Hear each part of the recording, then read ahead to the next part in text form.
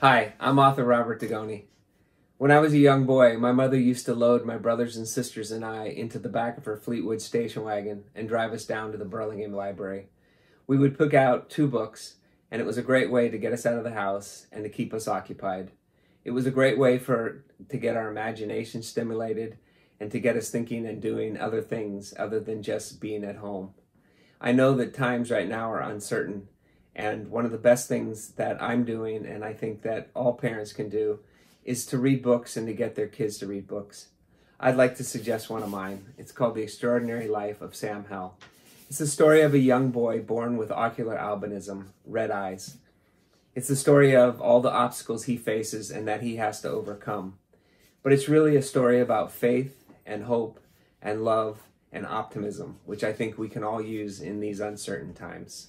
I'd like to read for you the first page so that you can get an idea of what the book's about.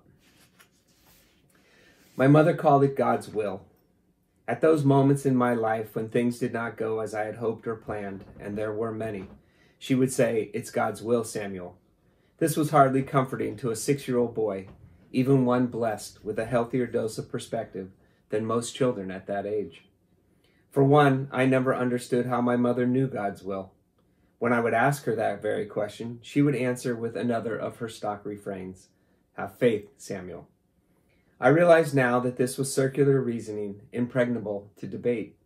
My mother might just as well have responded with that other impenetrable parental reply, "Because I said so." Now, as an adult with that healthy dose of perspective we call experience, I realize my mother was right, as she was so often when it came to my life. We think we have control over our lives, especially when we're young and seemingly invulnerable. We're told we can do anything we set our minds to, that the world is our oyster, that all we have to do is shuck the hard shell and pluck the rich, nourishing meat inside. I realize now, however, that the shell is a lot harder than I appreciated, and that I never could have controlled or even predicted the things that would happen in my life. We believe we choose the paths we take when we come to those forks in our lives, the friends we make, the careers we undertake, the spouses we marry. But we don't. Life is either a collision of random events, like billiard balls during a break, careening off of and into one another, or if you are so inclined to believe, our predetermined fate. What my mother took such great comfort in calling God's will. I desperately wanted to believe my mother was right.